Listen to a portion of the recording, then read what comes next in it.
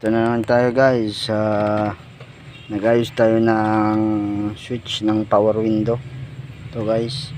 So yung switch yung may problema. So binaklas natin guys.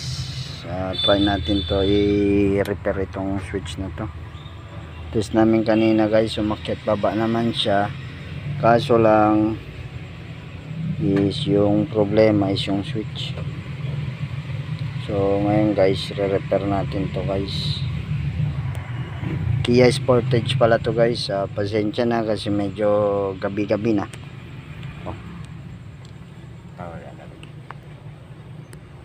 Guys, binaklas natin.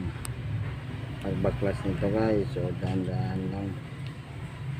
Dahan-dahan lang pagbaklas kasi baka basag. Kasi medyo magutong na din to guys.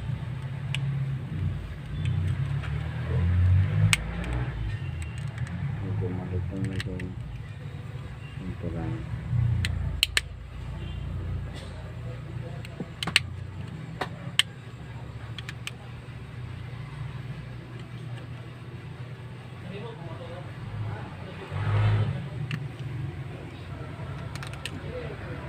Dahan lang.